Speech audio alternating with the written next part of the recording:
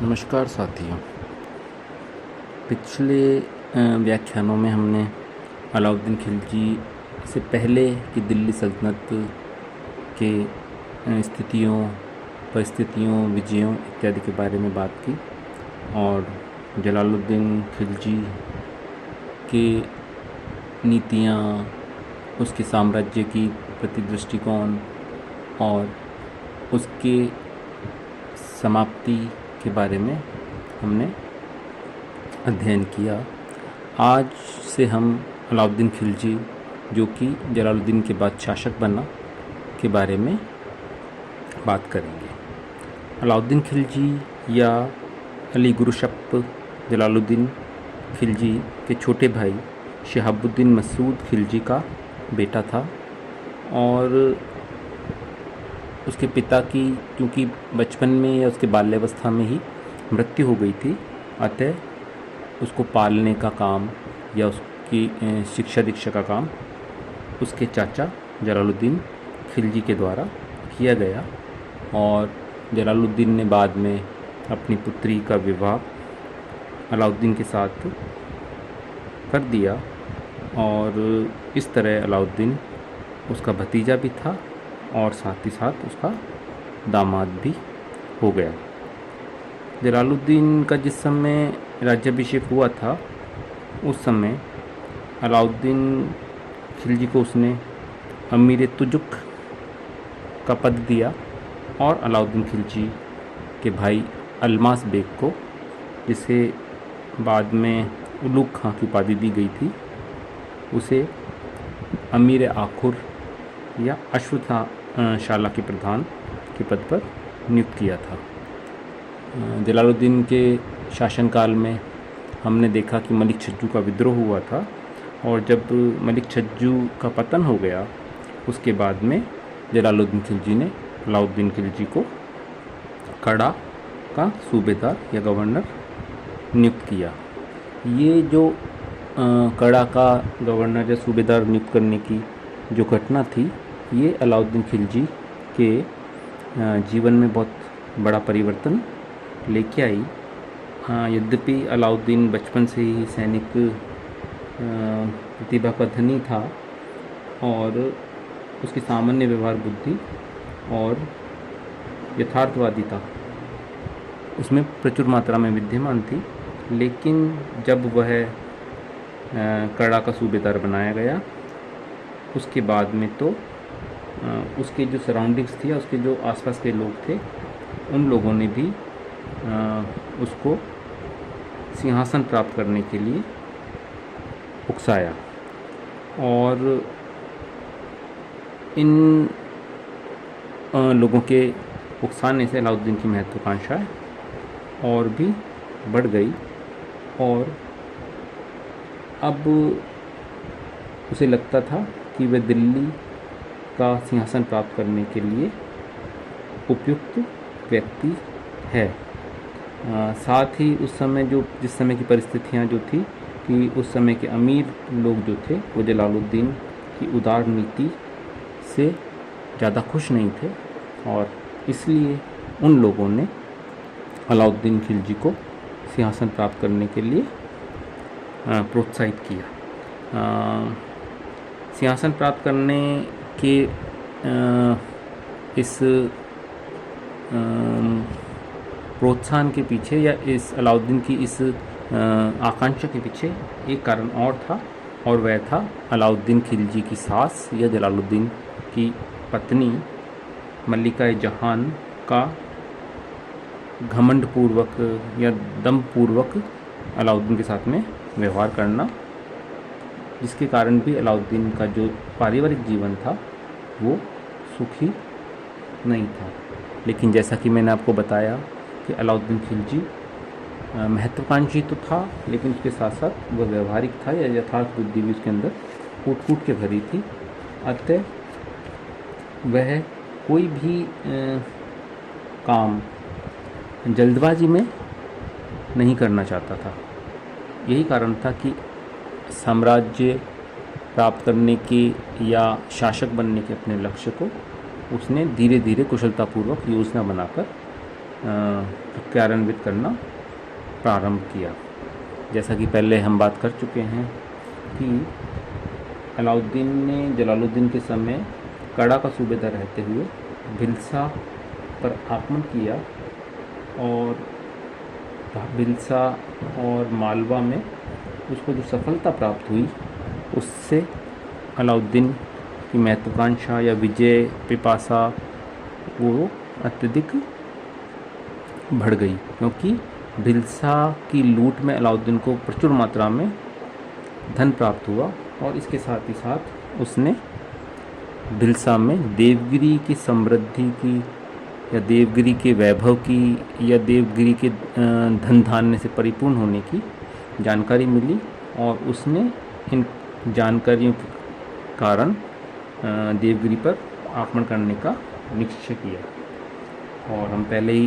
इस बात पे विस्तृत रूप से चर्चा कर चुके हैं कि देवगिरी से प्राप्त सामग्री, यहाँ एक बात और मैं आपको वापस याद कराने के लिए बोल देता हूँ कि इस समय देवगिरी में यादव वंश के राजा रामचंद्र देव का शासन था और जो देवगिरी में जो सफलता अलाउद्दीन खिलजी को मिली उस सफलता से या उस लूट की धनराशि से अलाउद्दीन का साहस काफ़ी बढ़ गया और अब उसने अंतिम रूप से सिंहासन प्राप्त करने की या राजपाट प्राप्त करने की अपनी योजना को पूरा करने के लिए बड़ी ही चालाकी से जाल फैलाना शुरू किया। और जैसा कि पहले हम इस बात पे चर्चा कर चुके हैं कि उसने जलालुद्दीन को धोखे से अपने जाल में फंसाकर कड़ा के निकट बुलाकर 20 जुलाई 1296 को उसका वध कर दिया या उसकी हत्या कर दी और स्वयं को सम्राट घोषित कर दिया। खुद को सम्राट बनाने के बाद अलाउद्दीन ने अपने सहयोगियों को या अपने शुभचिंतकों को या अपने हितैषियों को खूब सा पद और सम्मान देकर संतुष्ट किया। अलाउद्दीन कहता था कि मेरे पास जैसे खलीफा के पास 4 लोग थे, ऐसे मेरे पास भी 4 व्यक्ति हैं जो सदैव मेरे साथ में हैं। इन चारों व्यक्तियों को उसने पदवियां देकर सम्मानित किया या सुशोभित किया। इन चारों व्यक्तियों में जो थे उसमें उसका भाई अलमास बेग था, उसको राज्यारोहण के बाद में उलुग खां की पदवी दी गई। मलिक हिजाबुद्दीन को जफ़र खां की, मलिक नुसरत जलसैरी को नुसरत खां की और मलिक सजर को अलब खां की उपाधि प्रदान की गई। ये चारों ही व्यक्ति उसकी राजस्थान विजय में या उसकी दक्षिण भारत की विजय में, गुजरात विजय में बहुत इन लोगों का सहयोग रहा। शासक बनने के बाद में अलाउद्दीन ने दिल्ली पर अधिकार करने के लिए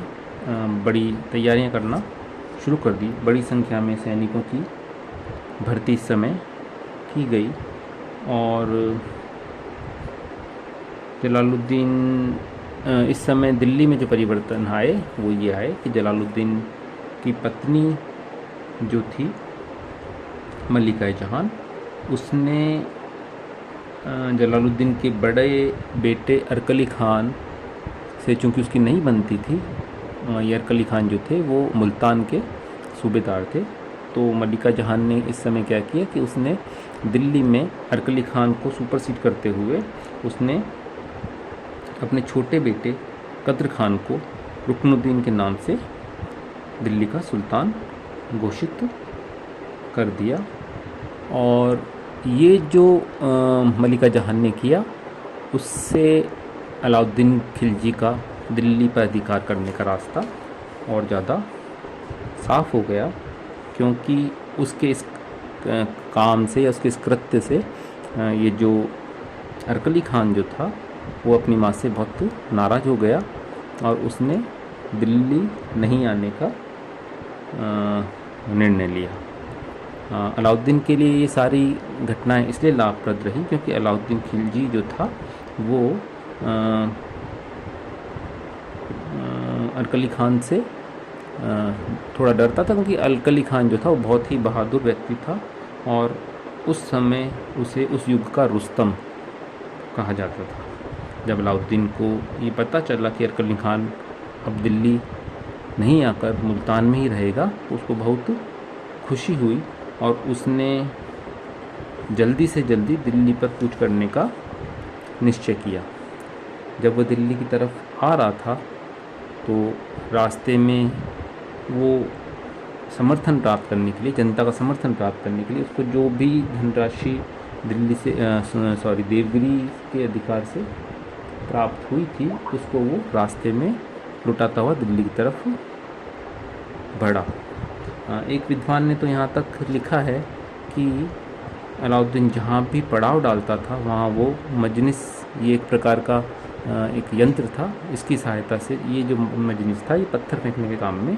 प्राचीन काल में, मध्यकाल में आया करता था। और इस मजनिस की सहायता से कहते हैं कि अलाउद्दीन सोने चांदी के सिक्के लोगों में बिखेरता हुआ और दिल्ली की तरफ बढ़ना शुरू हुआ। बदायूं तक पहुंचने तक अलाउद्दीन की जो सेना थी उसकी संख्या लगभग 56,000 घुड़सवार और 56,000 पैदल तक पहुंच गई। और इसके अलावा जो दिल्ली से जो सरदार अलाउद्दीन को विजय करने के लिए, अलाउद्दीन का सामना करने के लिए भेजे गए थे, वो लोग भी धीरे धीरे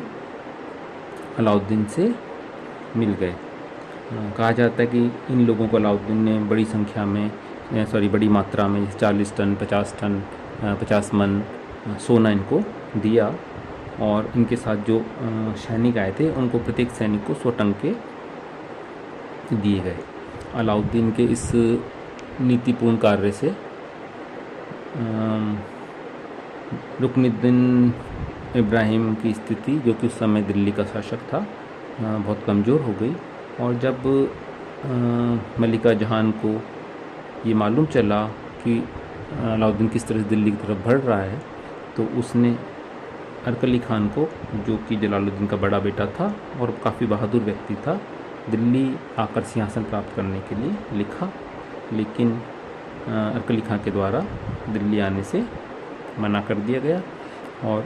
इस प्रकार अंत में निराश होकर रुकनुद्दीन अपनी माँ मलिका जहान और कुछ लोगों के साथ में रनिवास के साथ लेकर मुल्तान की तरफ भाग गया। 20 अक्टूबर सन 1296 ईस्वी को विजयी अलाउद्दीन खिलजी ने राजधानी में प्रवेश किया और यहाँ पर बलबन के महल में बड़े समारोह में उसका, अलाउद्दीन खिलजी का सिंहासन पर उसको बैठाया गया। उसकी ताजपोशी इस समय की गई और जिस समय ये ताजपोशी की जा रही थी उस समय अलाउद्दीन ने अबुल मुफज्जर सुल्तान अलाउद दुनिया वादीन मोहम्मद खिलजी की पदवी धारण की और वो अलाउद्दीन खिलजी के नाम से प्रसिद्ध हुआ। इस अवसर पर सामान्य जनता को भी उदारतापूर्वक दान दिया गया। शेखों को, उलेमाओं को खूब सारी ज़मीन और धन दान में दिया गया। और कहते हैं कि बहुत दिनों तक इस समय दिल्ली में दावतों का दौर चलता रहा। बाज़ारों में बड़े बड़े शामियाने लगा के, बड़े बड़े टेंट लगा के जनता को शराब, खाने के सामान, पान इत्यादि बांटा गया। सेना को 6 माह का वेतन इनाम के रूप में दे दिया गया और इस प्रकार अलाउद्दीन खिलजी ने शासन प्राप्त किया और दिल्ली की जनता को इतना धन दिया गया कि विद्वान कहते हैं कि थोड़े समय में ही वो अलाउद्दीन के द्वारा दिल्ली के सुल्तान की हत्या की घटना को भूल गए। और इसके बाद में अलाउद्दीन खिलजी ने दिल्ली का शासन एक दूरदर्शी राजनीतिज्ञ या एक कूटनीतिक शासक के रूप में संभालना प्रारंभ किया। इस प्रकार हम देखते हैं कि अलाउद्दीन ने कैसे एक शासक के रूप में अपना जो एक शासक बनने की जो एक लालसा थी, या एक जो उसने अपना एक लक्ष्य बना रखा था, उसको पूरा किया। और अलाउद्दीन ही दिल्ली सल्तनत का वह पहला सुल्तान बना जिसने दिल्ली के साम्राज्य को न केवल उत्तर भारत में, राजस्थान में, बल्कि दक्षिण भारत में भी बहुत सफलता से फैला दिया। इस शासन में उसने बहुत ही अच्छी प्रशासनिक दक्षता का भी परिचय दिया। उसने अपने सैनिकों की, जनता की सुविधा के लिए बाजार नियंत्रण प्रणाली प्रारंभ की। इसके अलावा उसने नई राजस्व नीति अपनाई। विजयों का दौर इस समय में चला। मंगोलों को बहुत बुरी तरह से पराजित किया गया, जिनका हम अगले व्याख्यानों में विस्तार से अध्ययन करें। धन्यवाद।